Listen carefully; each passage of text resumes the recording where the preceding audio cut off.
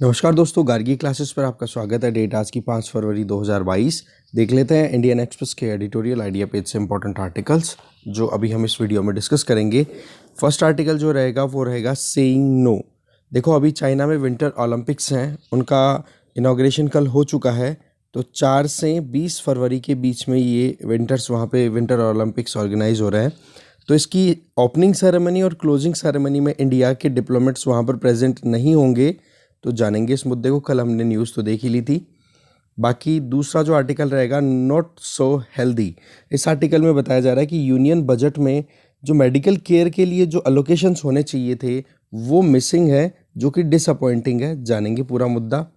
इसके आगे एक आर्टिकल हम देखेंगे यहाँ पर, अनसीइंग द रियल प्रॉब्लम, कि जिस तरीके से फार्मर्स को अभी प्रॉब्लम होती है या फिर फार्मर्स की जो इश्यूज़ हैं उनको एड्रेस नहीं किया गया। वैसे ये आर्टिकल बिल्कुल जनरल है, तो एक बार बस एक नज़र डालेंगे कि क्रिटिक्स के हिसाब से क्या क्या पॉइंट्स इसमें बजट में नेगेटिव निकल सकते हैं। ठीक है, तो ये हमारे पास में 3 आर्टिकल्स हैं। तीनों आर्टिकल्स को डिस्कस करने से पहले एक छोटी सी बात ये है कि ये वाला जो आर्टिकल है नॉट सो हेल्दी, इस आर्टिकल से रिलेटेड एक आर्टिकल पहले भी आया हुआ है जिसको हमने डिटेल में डिस्कस नहीं किया था, जो आया था 2 फरवरी को, सुजाता राव का लिखा हुआ। ठीक है, तो उस आर्टिकल को आप एक बार ज़रूर देखोगे। उस टाइम पे मैंने भी थोड़ी समरी दी थी और पढ़ने के लिए बोला था, और उसी आर्टिकल में कुछ पॉइंट्स यहाँ से ऐड हो जाएंगे। ठीक है, तो ये आर्टिकल भी हम देखेंगे यहाँ पे। तो चलिए स्टार्ट करते हैं डिटेल में discussion. So first article saying no. देखो, इंडिया ने डिप्लोमेटिकली जो सेरेमनीज़ हैं, ओपनिंग और जो closing ceremony Beijing winter Olympic games की, उसको बॉयकॉट किया है। उसके पीछे कारण क्या है कि जो अगस्त 2020 में गलवान वैली के पास में इंडियन सोल्जर्स और चाइनीज़ सोल्जर्स के बीच में जो कॉन्फ्लिक्ट हुआ था, जिसके चलते इंडिया ने 20 सोल्जर्स को खोया था। ठीक है, हमारे 20 सोल्जर्स हैं, लड़ते लड़ते शहीद हो गए थे उस कॉन्फ्लिक्ट के चलते।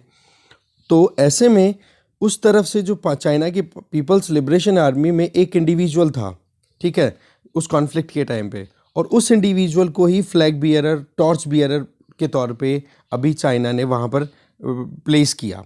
तो इस केस में ये हो गया कि चाइना, जिसने अपनी तरफ से यूनिलैटरली एग्रेशन दिखाया अपनी टेरिटोरियल इश्यूज़ को सॉर्ट आउट करने के लिए, और दूसरी तरफ उस यूनिलैटरल एक्शन में जो कॉन्फ्लिक्ट हुआ उसमें जो इंडिविजुअल एक प्लेयर था, इन्वॉल्व प्लेयर था, उस इंडिविजुअल को आप विंटर ओलंपिक्स में एक टॉर्च बियरर के तौर पे शो करते हो। तो इसका मतलब तो क्या हो गया कि आप इंडिया को एक तरीके से यूँ दिखाना चाहते हो कि देखो, हम तो इनको, हमारे लिए कितना सुपर काम करके आया है ये बंदा।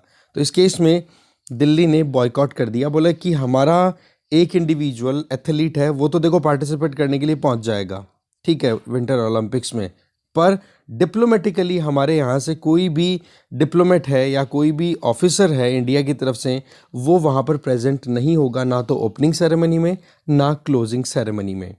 देखो, 2 महीने पहले की ही बात है, जब रशिया, चाइना, इंडिया के फॉरेन अफेयर मिनिस्टर मिले थे, और उन्होंने उस मीटिंग में इंडिया ने पूरा पुरजोर सपोर्ट किया था चाइना को कि हाँ, आप विंटर ओलंपिक्स करिए, कोई प्रॉब्लम नहीं आएगी। तो इंडिया है वो तो अपनी तरफ से पूरी कोशिशें कर रहा है कि चाइना को कहीं पर भी मौका ना मिले, या फिर कैसे भी करके रिलेशनशिप हम इम्प्रूव कर सके। बट दूसरी तरफ आप देखो कि चाइना इस तरीके की हरकतें कर रहा है, तो वो जो चीज़ें, ये इस तरीके की हरकतें रिलेशनशिप में जो बिटरनेस है उसको कम नहीं होने देगी। आपको पता होना चाहिए कि यूनाइटेड स्टेट्स की जो लीडरशिप में जो वेस्टर्न कंट्रीज़ के द्वारा अभी तक 10 से ज़्यादा, मतलब 6 या 10 के लगभग कंट्रीज़ ने अभी तक बॉयकॉट कर दिया है डिप्लोमेटिकली बीजिंग ओलंपिक्स को, मना कर दिया, बोला हम आपके इन विंटर्स में आएंगे ही नहीं। तो ये जो एक थ्रू आउट वर्ल्ड जो एक टेंशन का माहौल क्रिएट हो रखा है, जिसमें एक तरफ तो यूएस चाइना राइवलरी है ही, पर दूसरी तरफ यूक्रेन वाला टेंशन भी कम नहीं हो रहा है। तो इस सिचुएशन में चाइना ये छोटे छोटे जो सॉफ्ट पावर को का जो रोल प्ले कर सकते हैं, देखो गेम्स है ना, ये सॉफ्ट पावर का रोल प्ले करते हैं। फॉर एग्जांपल, आज इंडिया पाकिस्तान दोनों के बीच में कोई गेम होता है, बेशक क्रिकेट मैच में उस टाइम पे बहुत ज़्यादा हाइप होती है, टेंशन्स बहुत ज़्यादा होती है कि जीतनी चाहिए कोई भी, पर एक बार अगर देखा जाए स्पोर्ट्समैनशिप पॉइंट ऑफ व्यू से देखा जाए, तो वहाँ पर एक कन्वर्जेंस भी आती है कि चलो ठीक है कि कहीं ना कहीं साथ में मिल करके खेल तो रहे हैं। तो वो जो सॉफ्ट पावर का जो स्कोप है वो बंद करने की कोशिश है। अगर इस तरीके से करता रहा चाइना तो टेंशन्स ख़त्म नहीं होगी। आज अगर देखें तो चाइना का जो ये ओलंपिक है, ओलंपिक गेम्स की थीम क्या है, मेन मोटो क्या होता है, फास्टर हायर एंड स्ट्रॉन्गर। आप क्यों साथ में मिलकर के काम नहीं करना चाहते? जबकि ओलंपिक्स में तो आपको पता है 5 रिंग्स है वो इंटरकनेक्टेड होती हैं, जो कि अलग अलग कॉन्टिनेंट्स को अलग अलग थीम्स के बेसिस पे शो करती है। तो बोले यहाँ पर इंटरनेशनल पॉलिटिक्स में एक पीसफुल कोएग्जिस्टेंस को इंश्योर करने के लिए सभी कंट्रीज़ को एक दूसरे के इंटरेस्ट का ध्यान रखना चाहिए, जिसको हम बोलते हैं म्यूचुअल इंटरेस्ट को हम फेवर करें। बट वही चीज़ है कि इस तरीके की अनप्लीजेंट एक्टिविटीज़ अगर चाइना करता रहा तो फिर बाद में ठीक बात नहीं होगी। अब देखो, पूरे वर्ल्ड में एक अच्छा मैसेज चाइना भेज सकता था, पर मिस कर गया अपॉर्चुनिटी। इवन जितनी भी टेरिटोरियल प्रॉब्लम्स है चाइना की अपने आसपास के कंट्रीज़ के साथ में, जिसमें एक इंडिया भी है, वहाँ पर चाइना यूनिलैटरली दूसरे कंट्री को कॉन्फिडेंस में लिए बिना अपने मन में आए वैसे एक्टिविटीज़ करना चाहता है। टॉर्च बियरर का मुद्दा ऑलरेडी हो ही गया, जिसमें इंडिया ने अपोज कर ही दिया कि भाई हम इस चीज़ को बिल्कुल भी एक्सेप्ट नहीं करेंगे। इंडिया इस तरीके से 10वां कंट्री हो गया है जिसने डिप्लोमेटिक बॉयकॉट किया है इस विंटर ओलंपिक का, कि किसी 10 कंट्रीज़ के जो लीडर्स हैं या कोई भी डिप्लोमेट है वो प्रेजेंट नहीं होंगे, जिसमें आपको पता होना चाहिए यूएसए भी एक कंट्री है। अब इंडिया ने भी उसी लाइन को ज्वाइन कर लिया है। ठीक है, तो एक तरफ तो देखो ये गेम्स थे, वो प्रेसिडेंट शी जिनपिंग के लिए कुछ ऐसा एफर्ट्स ला सकते थे कि जो शी जिनपिंग का जो एक होता ना कि ओहदा वर्ल्ड पॉलिटिक्स में वो इम्प्रूव होता। पर और ये था कि कोविड पैंडेमिक के चलते विंटर ओलंपिक्स को ऑर्गेनाइज होने में कोई प्रॉब्लम नहीं आई। बट वही चीज़ है कि जब आप इंटरनेशनल पॉलिटिक्स में इस तरीके की एक्टिविटीज़ करोगे तो फिर बाद में कोविड से भी ज़्यादा भारी प्रॉब्लम है वो। ठीक है, इसके अलावा आप देख सकते हो दिल्ली ने जो बॉयकॉट किया है ये वाकई में दोनों कंट्रीज़ के बीच में टेंशन को थोड़ा बढ़ावा देगा। ठीक है, एक तरफ तो हम मिलिट्री लेवल की टॉक्स पे एंगेज्ड हैं, जिसमें दोनों तरफ तो क्या, अपनी तरफ से हमने भी हमारी तरफ से आंखें तो अच्छे से दिखाई थी जब चाइना ने एग्रेशन दिखाया था। जब पेंडेमिक आउटब्रेक हुआ था इंडिया में, उसी टाइम पे चाइना ने ईस्टर्न लद्दाख में अपनी पकड़ बनाने की कोशिश की थी। तब से लेकर अभी तक कितने ही राउंड की बातें हो चुकी है कि डिसएंगेजमेंट हो, मिलिट्रीज को थोड़ा विड्रॉ किया जाए, डीएस्केलेशंस हो, टेंशन्स को थोड़ा रिड्यूस किया जाए, पर अभी तक इतना कोई आउटकम नहीं निकल पाया है। एक तो इसके पीछे कारण क्या है कि चाइना की जो प्रिपरेशन है एलएसी के उस तरफ तिब्बत साइड में, वो है एक तरीके से इंफ्रास्ट्रक्चर बहुत बूस्ट कर चुका है, विलेजेस है वो डेवलप कर चुका है बहुत सारे, और वॉर लाइक प्रिपरेशन भी की जा रही है चाइना के द्वारा कि कैसे भी करो लड़ाई तो हो जाए तो कोई टेंशन नहीं है। और मुद्दा सबसे ज़्यादा हाईलाइट कब हो जाता है, और मतलब हाईलाइट का मतलब ज़्यादा हमारे लिए कंसर्निंग कब हो जाता है, दिप्सांग प्लेन्स, जहाँ पर पेट्रोलिंग पॉइंट जितने थे उन पेट्रोलिंग पॉइंट्स पे पहले जब हम ट्रेडिशनली हमारी आर्मी ट्रूप्स हैं वो आराम से घूम फिर के आते थे, चेक करके आते थे, वहाँ पर चाइना एक्सेसिबिलिटी नहीं दे रहा है अभी तक भी, अप्रैल 2020 से लेकर अभी तक। तो इस केस को हमें थोड़ा सा ये और चिंता का कारण हमारे लिए बना रहता है कि भाई चाइना के साथ रिलेशन सुधारे तो सुधारे कैसे। इसके अलावा हमारे जो आर्मी जनरल हैं, army chief general MM Naravane, उन्होंने एक्नॉलेज भी किया है कि दो कंट्रीज़ दोनों के दोनों न्यूक्लियर पावर, और उनके बीच में अगर बॉर्डर डिस्प्यूट इसी तरीके से चलता है तो देखो लॉन्ग टर्म में फिर ये नुकसान वाली चीज़ है। और दूसरा फिर प्रॉक्सी वॉर्स होने शुरू हो जाते हैं कि फिर डायरेक्टली ना कॉन्फ्लिक्ट में आते हुए साइड बाय साइड थोड़ी बहुत लड़ाइयाँ लड़ना। ठीक है, तो ये चीज़ें लॉन्ग टर्म में फिर ठीक नहीं रहती है। तो देखो इंडिया ने तो अपनी तरफ से जिस तरीके से ये रेड लाइन क्रिएट की है ना कि भाई आप गलवान वैली में जो इंसिडेंट हुआ था उस इंसिडेंट के एक इंडिविजुअल को अगर आप अपना हीरो समझते हो, जो कि बिल्कुल एग्रेसिव मैनर में आपने शो किया था, तो बोले इस तरीके से हम तो एंगेज नहीं करने वाले हैं डिप्लोमेटिकली। और इंडिया ने ये जो बॉयकॉट किया है ये मैसेज ठीक है, इसमें कोई प्रॉब्लम नहीं है, क्योंकि सीधी सी बात है कि आप बॉर्डर इश्यूज को सॉर्ट आउट करना चाहते हो या फिर यूनिलेटरली अपने एग्रेशन के बेसिस पे अपने हिसाब से मुद्दे को शांत करना चाहते हो या फिर भड़काना चाहते हो, वो डिसाइड करो पहले। ठीक है, तो ये है अभी इंडिया चाइना के बीच में लेटेस्ट डेवलपमेंट। आगे चलते हैं। नेक्स्ट आर्टिकल है नॉट सो हेल्दी। आर्टिकल को लिखा है शैलजा चंद्रा के द्वारा। तो इस आर्टिकल को स्टार्ट करने से पहले बस मैं फिर से रिपीट करूंगा एक बार बात को कि जो 2 फरवरी का हमारा जो न्यूज़पेपर था उसमें के सुजाता राव जी के द्वारा लिखा हुआ आर्टिकल था, जिसमें बजट के नेक्स्ट डे के वो ओपिनियन थे। तो उसमें हेल्थ से रिलेटेड वो आर्टिकल था, तो वो आर्टिकल आप एक बार ज़रूर देखोगे, ठीक है। खैर आ जाइए। तो शैलजा चंद्रा ये हेल्थ सेक्रेटरी रह चुके हैं पहले। इनका ये कहना है कि यूनियन बजट में बहुत सारी एक्सपेक्टेशंस थी कि हेल्थ सेक्टर पे बहुत फोकस किया जाएगा, कारण पेंडेमिक ने बहुत ज़्यादा हैवॉक फैलाया, आपको पता है, और बहुत सारी अभी भी कमियां हैं जो कि हमारे यहाँ पर हेल्थ सेगमेंट में फुलफिल होने की ज़रूरत है। तो इसमें सरकार की तरफ से जो काम किए गए हैं या अनाउंसमेंट किए गए हैं, उनमें से एक तो है digitally managed health ecosystem. That means कि एक डिजिटल प्लेटफॉर्म बना देना, डिजिटल डिपॉजिटरी, जहाँ पर एक पेशेंट की जो डेटाज हैं वो एक जगह पे कलेक्टेड रहेंगे, तो उस पेशेंट को ट्रीट करना अलग अलग डॉक्टर्स के लिए मुश्किल नहीं होगा। और एक पेशेंट की जब हेल्थ हिस्ट्री अवेलेबल होगी तो उसके आगे आने वाली क्या क्या प्रॉब्लम्स हो सकती है, या कोई प्रॉब्लम आती है तो उसके पास के बारे में जब पता होगा तो उसको ट्रीट करने में ज़्यादा प्रॉब्लम नहीं आएगी। तो एक तो हेल्थ इकोसिस्टम, और एक मेंटल हेल्थ से संबंधित जो प्रोविज़न किए गए हैं, जो कि अपने आप में आप कह सकते हो कि जो प्रेवलेंट सिस्टम है उस पर थोड़ा सा ध्यान दिया, उससे थोड़ा सा साइड लाइन चलते ये फोकस किया जा रहा है। पॉइंट क्या है, देखो हमारे यहाँ पर सबसे बड़ी प्रॉब्लम है डॉक्टर्स की अवेलेबिलिटी में कमी। दूसरी प्रॉब्लम है जो हेल्थ सेक्टर में इंफ्रास्ट्रक्चर की कमी है वो। इसके अलावा जो सारा सिस्टम है, जिस सिस्टम को हम अच्छे से एफिशिएंटली ऑपरेट होता हुआ देखना चाहते हैं, उसके लिए ज़रूरी हो जाता है कि जो फैसिलिटीज़ अवेलेबल है, जो डॉक्टर्स हैं, जो पेशेंट है, जो सिस्टम है, वो सब साथ में मिलकर के एक सिंक्रोनाइजेशन मैनर में, इन टेंडम, दैट मीन्स एक सही तरीके से एक तालमेल में काम करते हुए दिखें तो आउटकम अच्छे से मिलेंगे।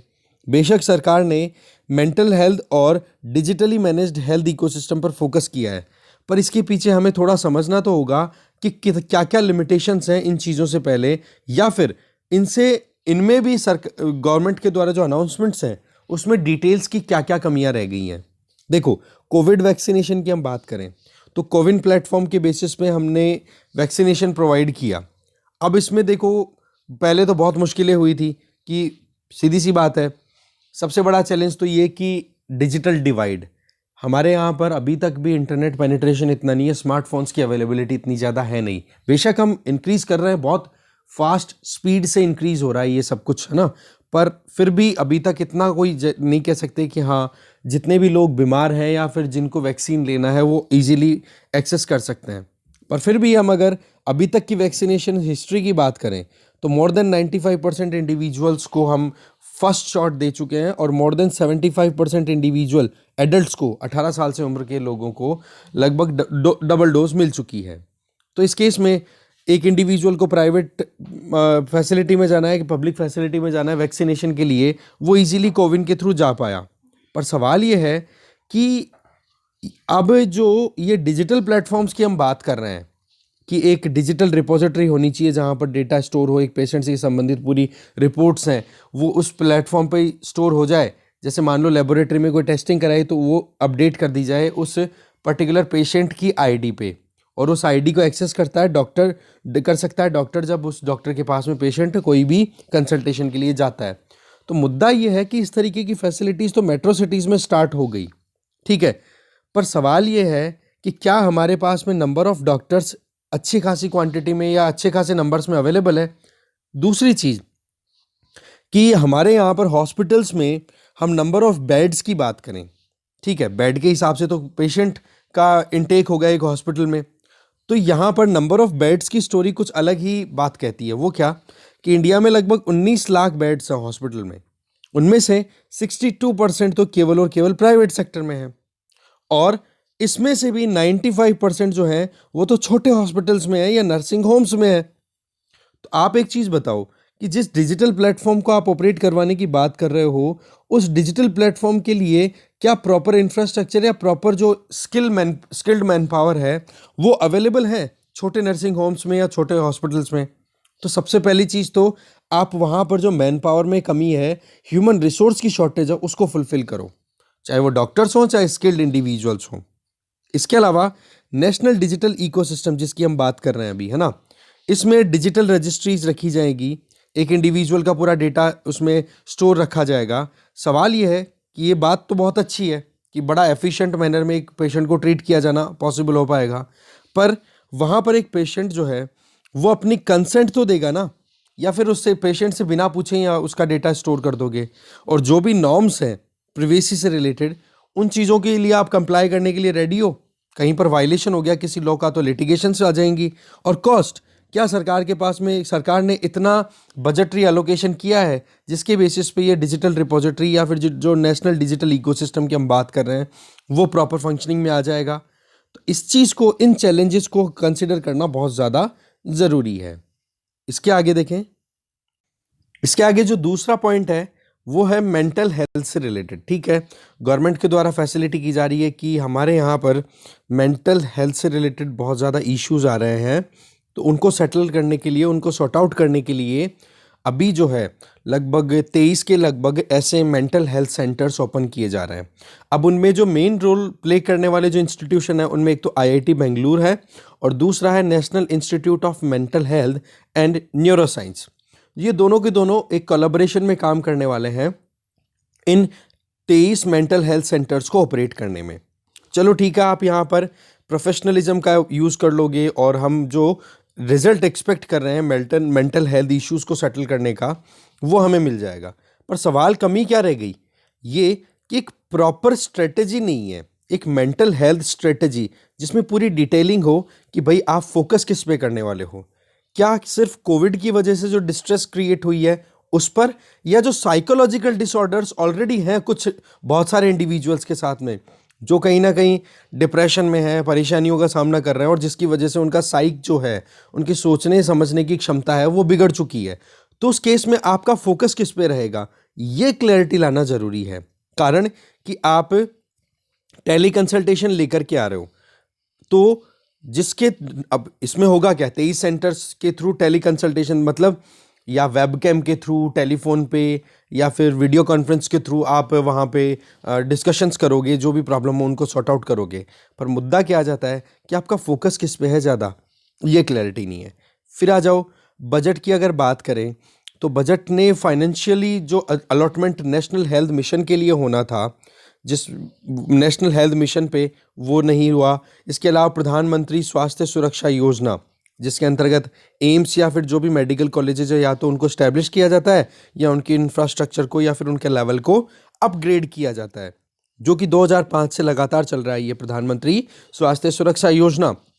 बोला इसके लिए अलॉटमेंट्स इतने अच्छे नहीं है। देखो हमारे यहाँ पर जो भी बजट में एक्सपेक्टेशंस थी ना, उन एक्सपेक्टेशंस के हिसाब से 4 पॉइंट यहाँ पर राइटर के द्वारा बताए जा रहे हैं जो कि फुलफिल नहीं हो पाए। पहला पॉइंट, बजटरी एलोकेशन। हमने सुजाता राव जी का जो आर्टिकल डिस्कस किया था उसमें बताया था कि 1.5% ऑफ जीडीपी के लगभग ही हम खर्च कर रहे हैं अभी भी हेल्थ सेक्टर पे। राइटर है यहाँ पर शैलजा जी, उनका कहना है लगभग 1.8% ऑफ जीडीपी के लगभग ही हम खर्च कर रहे हैं, तो लमसम वही आ गया। तो अभी तक भी आप देख सकते हो कि 1.5% ऑफ जीडीपी से ज़्यादा हम खर्च नहीं कर रहे हैं अभी भी बजटरी एलोकेशन की बात करें हेल्थ सेक्टर के लिए, जो कि बहुत कम है। होना चाहिए लगभग 6%, 3 से 6% के बीच में। ठीक है, राइज होना चाहिए था पर नहीं हुआ।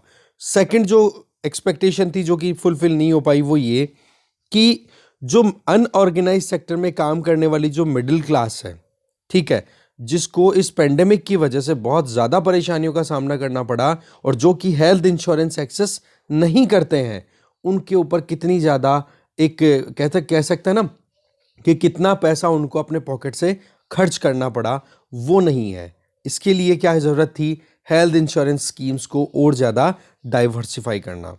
आज हमारे देश में state level health insurance scheme या आयुष्मान भारत जैसी जो सेंट्रल गवर्नमेंट के द्वारा चलाई गई जो स्कीम्स है, इनको छोड़ें, इनके अंडर में जो कवरेज है या कोई भी तरीके से हेल्थ सिक्योरिटी स्कीम्स के अंडर में किसी ने अपने आप को इंश्योर करा रखा है, उनको अगर छोड़े तो हमारे देश में 26 करोड़ ऐसे लोग हैं जिनके पास में कोई हेल्थ इंश्योरेंस नहीं है। ये डेटा है जब पेंडेमिक स्टार्ट हुआ था तब। तो आप देख सकते हो कि हॉस्पिटलाइजेशन की वजह से कितना ज़्यादा खर्चा होता है। आउट ऑफ पॉकेट एक्सपेंडिचर की बात करें तो कितना खर्चा है हमारे, अभी भी 64% के लगभग आउट ऑफ पॉकेट एक्सपेंडिचर आता है। मतलब 100 रुपये का खर्चा अगर हॉस्पिटल में है तो 64 रुपये तो हमें उधार लेना पड़ता है या कहीं से अरेंज करना पड़ता है, क्योंकि हमारे पास में पैसे कितने हैं, केवल 36 रुपये। तो ये चीज़ें करेक्ट करनी ज़रूरी है। तो जो मिडिल क्लास है जो मिसिंग है उनको कवर करना चाहिए इंश्योरेंस सेगमेंट में। तीसरी जो एक्सपेक्टेशन थी वो ये कि आयुष्मान भारत जो है ये स्कीम को एक्सपेंड किया जाएगा। इसमें जो आउट पेशेंट कॉस्ट है ना, गरीबों पर बहुत ज़्यादा पड़ती है। देखो, जब भी नॉर्मल बीमारियों की अगर बात करें तो आउट पेशेंट, ओपीडी का नाम सुना होगा, आउट पेशेंट डिपार्टमेंट जो भी होता है डायग्नोसिस के लिए। तो इसमें क्या होता है कि डॉक्टर से सीधा डील हो गई और हल्की फुल्की बीमारियों के सिम्टम्स के ध्यान रखते हुए और डॉक्टर उनको ट्रीटमेंट देते हैं। तो ओपीडी बहुत ज़्यादा होता है जब कभी भी किसी क्लिनिक या किसी हॉस्पिटल की हम बात करें जहाँ पर डॉक्टर से कंसल्टेशन होता है। तो इकोनॉमिक सर्वे ने भी इस चीज़ को रिकॉग्नाइज़ किया है कि गरीबों पर ओपीडी की कॉस्टिंग बहुत ज़्यादा आती है, तो इसको रिड्यूस करने की ज़रूरत है। तो क्या किया जा सकता था, आयुष्मान भारत का जो कवरेज है ना इंश्योरेंस स्कीम का, वो बढ़ाया जा सकता था, जो कि सरकार ने नहीं किया। फोर्थ जो एक्सपेक्टेशन थी वो ये कि नॉन कम्युनिकेबल डिजीजेस का जो बर्डन है वो पिछले 2 सालों में इतना ज़्यादा बढ़ गया है, कारण कि जितने भी रिसोर्सेज थे हमने किस पे फोकस कर दिए, सारे कोविड पे। तो ऐसे में वो बीमारियां क्या है, कहीं ना कहीं इग्नोर हो गई और इग्नोरेंस की वजह से प्रॉब्लम हो गई। जैसे हाइपरटेंशन, डायबिटीज़, कार्डियोवैस्कुलर डिजीज़ की बात करो, या अनहेल्दी लाइफस्टाइल के चलते जो प्रॉब्लम रहती है वो, उनको बोले सेटल ही नहीं कर पाए हम। जैसे टीबी की बात करें तो टीबी के कितने पे मैंने एग्जाम्पल भी बताया था आपको कि टीबी और कोविड दोनों एक साथ डिटेक्ट हो गए और ज़्यादा जो डेडलीस्ट साबित हो रहा है वो टीबी है। ठीक है, और बहुत सारे आर्टिकल्स हमने पहले भी डिस्कस किए थे कि जिस तरीके से हमने कोविड को टैकल करने के एफर्ट्स लगाए हैं, बोलो वही तरीका हम टीबी को टैकल करने के लिए भी लगा सकते हैं। ठीक है, इसके आगे कोमोर्बिडिटीज़ मतलब जिस भी इंडिविजुअल को थी, दैट मीन्स कि जो बंदा ऑलरेडी किसी डेडलीस्ट बीमारी से ग्रसित है उसको अगर कोविड हो गया तो उनको कितना रिस्क था।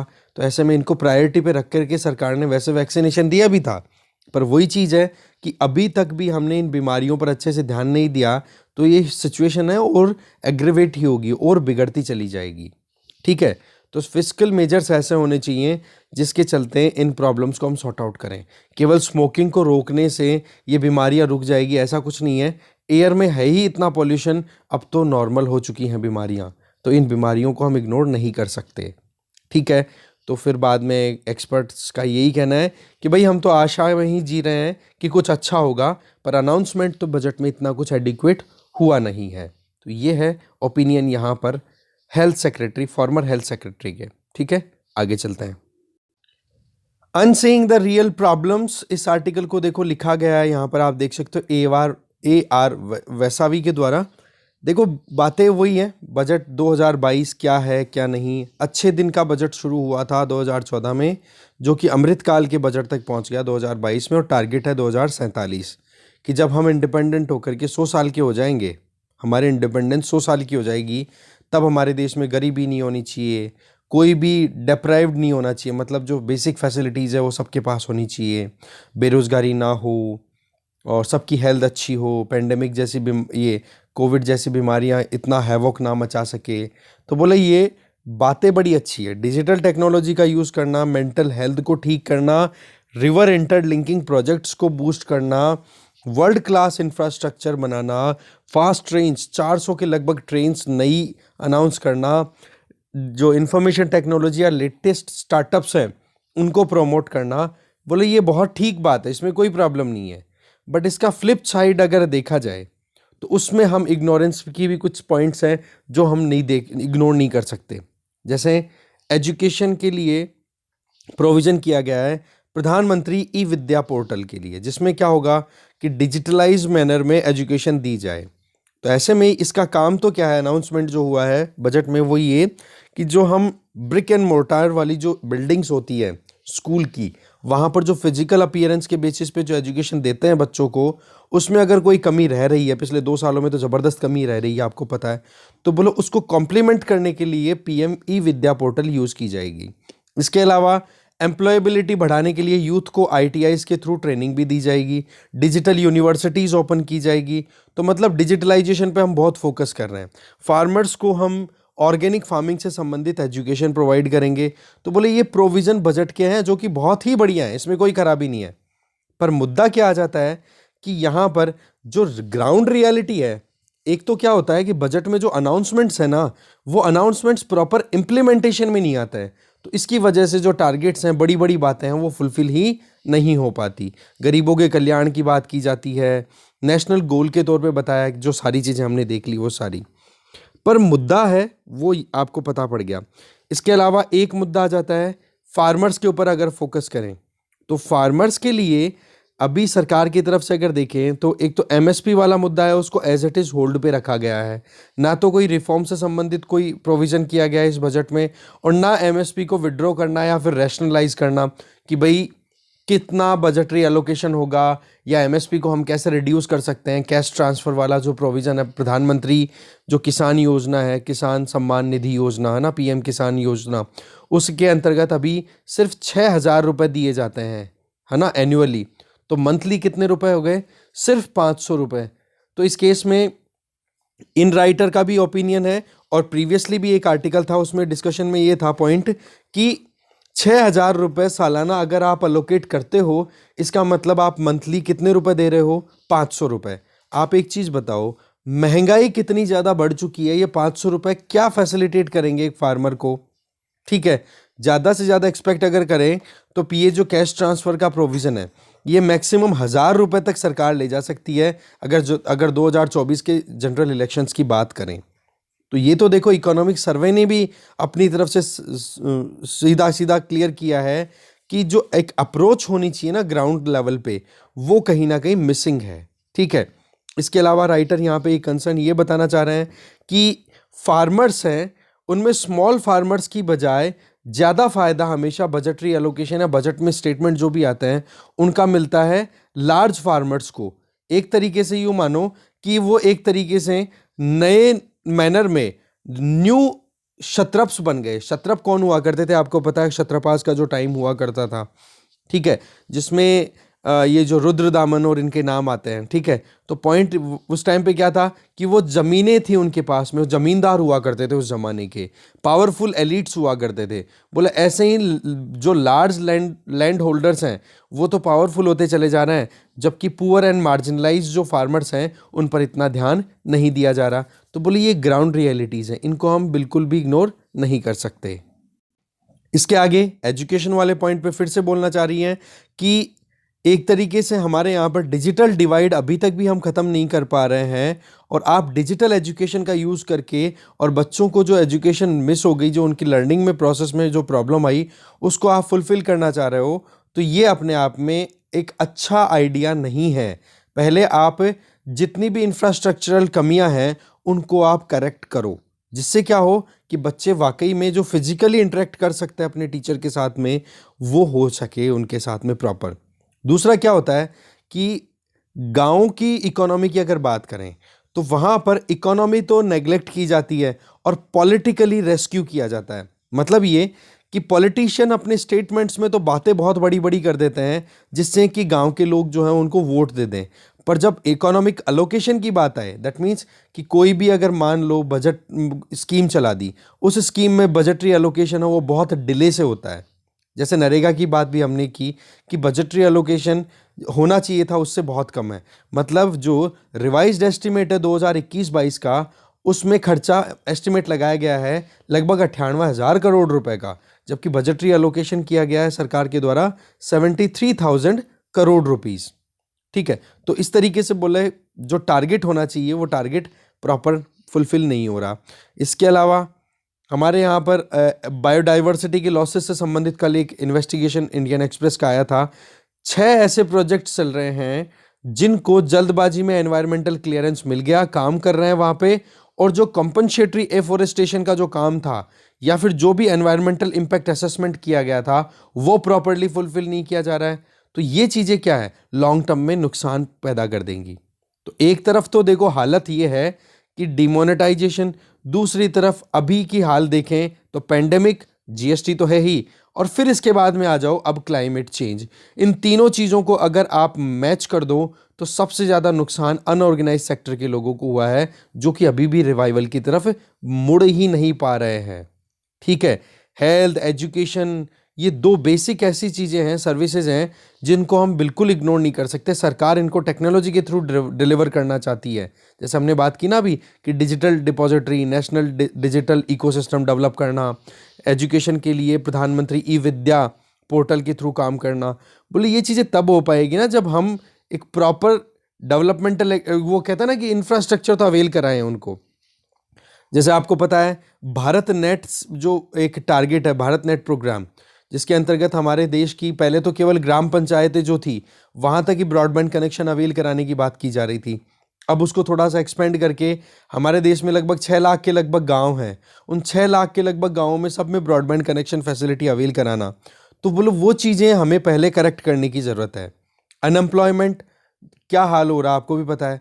स्टूडेंट्स हैं, फार्मर्स ने प्रोटेस्ट कर दिया पहले, अब स्टूडेंट्स प्रोटेस्ट करने के लिए कि बेरोज़गारी बहुत ज़्यादा है, हमें रोज़गार दो, उसको लेकर के कितनी प्रॉब्लम चल रही है। तो आप एक चीज़ बताओ कि एजुकेशन देकर के लोगों को अगर रोज़गार ही नहीं दोगे तो वो भी तो अपने आप में एक झूठी बात हो गई। तो ऐसे में नेचुरल रिसोर्सेज को रीस्टोर करना, जो बायोडाइवर्सिटी लॉस हो गई, वो एग्रीकल्चर सेक्टर में रिफॉर्म्स लेकर के आना और थोड़ा रोबस्ट बनाना, कोऑपरेटिव सेक्टर को प्रमोट करना जहां पर कि लोग अपने ग्राउंड लेवल पे ही एक दूसरे के साथ कोऑपरेट करके एक दूसरे को सपोर्ट करके इकोनॉमिकली स्ट्रेंथन कर सकें। और रूरल सर्विस इकोनॉमी जब प्रमोट होगी तो उसका पूरे इंडिया को सपोर्ट मिलेगा। आपको पता होना चाहिए कि 2011 की जो सेंसस है उसके हिसाब से हमारे देश की लगभग 68 to 69% जो पॉपुलेशन है वो अभी भी गाँवों में थी। अब तो खैर थोड़ा और कम हो गया, और वैसे टारगेट तो एस्टिमेशन तो ये बताया गया है बजट के हिसाब से कि 2047 आते आते हमारे देश की 50% से ज़्यादा पॉपुलेशन अर्बन एरियाज़ में रहने लग जाएगी। तो सस्टेनेबल डेवलपमेंट होने चाहिए। वैसे तो स्मार्ट सिटी, अमृत मिशन, ये कई चला रखे हैं, पर वो स्कीम्स भी कहीं ना कहीं ठंडे बस्ते में जा चुकी है, अब कोई बात ही नहीं करता है। और किस लेवल तक उनकी प्रोग्रेस है वो अभी तक कुछ आउटकम प्रॉपर दिख नहीं रहा है। ठीक है, एमएसपी की बात हम ऑलरेडी कर ही चुके हैं, फार्म लॉज की हम बात कर ही चुके हैं। बोले एमएसपी पे कुछ, या जो फर्टिलाइजर्स पे जो सब्सिडी है उसको लेकर के अगर कुछ रिफॉर्म्स आने थे। एक तो क्या एक्सपेक्टेशन थी जो एक्सपर्ट्स हैं उनके द्वारा कि जो फर्टिलाइज़र सब्सिडी दी जाती है, जिसमें पर्टिकुलर हम बात करें तो यूरिया हमारे यहाँ पर बहुत ज़्यादा कंज्यूम होता है, तो यूरिया को न्यूट्रिएंट बेस सब्सिडी वाली जो स्कीम है उसके अंडर ले जाना था, पर अभी तक गवर्नमेंट ने शिफ्ट नहीं किया। ये बात हम पहले भी डिस्कस कर चुके हैं। दूसरा, हमारे यहाँ पर ऑर्गेनिक एग्रीकल्चर से संबंधित नॉलेज किसानों को देने की बात की जाती है, बट आप एक चीज़ बताओ, हमारे यहाँ पर तो ज़्यादातर तो ड्राई फार्मिंग होती है। दैट मीन्स रेनफॉल पे डिपेंडेंसी। रेनफॉल हमारे यहाँ मानसून के टाइम 4 महीने होता है, और जो खरीफ की सीज़न होगा उसमें तो खेती अच्छी खासी हो जाएगी। हमारे यहाँ पर इसका मतलब मिलेट ग्रोइंग बेल्ट ज़्यादा हैं। तो अगर वहाँ पर आप सस्टेनेबल और प्रॉफिटेबल एग्रीकल्चरल प्रैक्टिसेस कराना चाहते हो तो आपके लिए ऑर्गेनिक फार्मिंग एक अच्छा ऑप्शन नहीं बन सकता। देखो, अभी इसका एक लेटेस्ट एग्जांपल मैं आपको बताता हूँ। श्रीलंका में जो फूड क्राइसिस है ना, उसमें एक कारण है कि वहाँ की सरकार ने फर्टिलाइजर्स के ऊपर डिपेंडेंसी बिल्कुल बंद कर दी थी, इसलिए वहाँ पर फूड प्रोडक्शन बिल्कुल कोलैप्स कर गया। ऑर्गेनिक फार्मिंग का ये बहुत बड़ा लॉस है। ठीक है, तो इस केस में जो हमारी डिपेंडेंसी है फूड पे, आज लगभग जो हमारा पीडीएस सिस्टम है उस पर अगर देखा जाए, जो पब्लिक डिस्ट्रीब्यूशन सिस्टम है, 80 करोड़ लोगों को बेनिफिट मिलता है। तो इस केस में अगर ऑर्गेनिक फार्मिंग पे हम एकदम से डिसरप्टिव मैनर में स्विच कर जाएंगे तो श्रीलंका जैसे क्राइसिस हम फेस करें तो वो कितना मुश्किल हो जाएगा। तो बोले सोच समझ करके हमें ट्रेड करने की ज़रूरत है। और दूसरी चीज़, पहली चीज़ तो बजट एलोकेशन, हम मानते हैं कि हमारे यहाँ पर रिसोर्स की शॉर्टेज है, स्कैर्स रिसोर्सेज हैं, उनमें सबसे ज़्यादा स्कैर्सिटी है फंडिंग की। ठीक है, तो उस केस में हमें सोच समझ करके जो ग्राउंड रियलिटीज़ है उनको हमें इग्नोर नहीं करना चाहिए। हाँ, ये बात ठीक, अब की बार बजट का सबसे अच्छा जो पॉइंट वो ये कि पॉपुलिस्ट या पॉपुलिज्म पे ध्यान नहीं दिया, लोक लुभावनी स्टेटमेंट्स नहीं दी गई, है ना। इंफ्रास्ट्रक्चर को डेवलप करने की बात की गई, बट उसमें भी बहुत सारी ऐसी चीज़ें थी जिन पर और ज़्यादा फोकस करना था, जैसे हेल्थ, एजुकेशन, इन पे।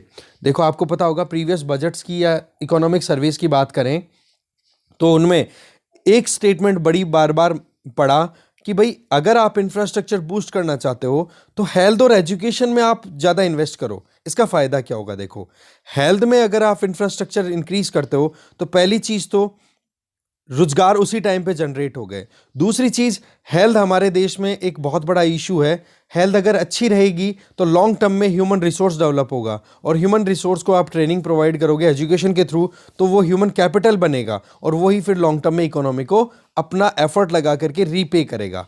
तो इस तरीके से बोला हेल्थ और एजुकेशन अपने आप में बहुत ही इंपॉर्टेंट एक सेगमेंट है जिस पर हमें ज़्यादा ध्यान देना चाहिए। पर वही चीज़ है कि अभी भी हमारे यहाँ पर बजटरी एलोकेशन जो है हेल्थ और एजुकेशन के लिए इतना एडिक्वेट नहीं है जितना होना चाहिए। तो ये कुछ शिकायतें थी एक्सपर्ट्स की, वो हमने देखी। तो इस डिस्कशन में जो भी आर्टिकल्स थे वो हमने देख लिए। Thank you very much.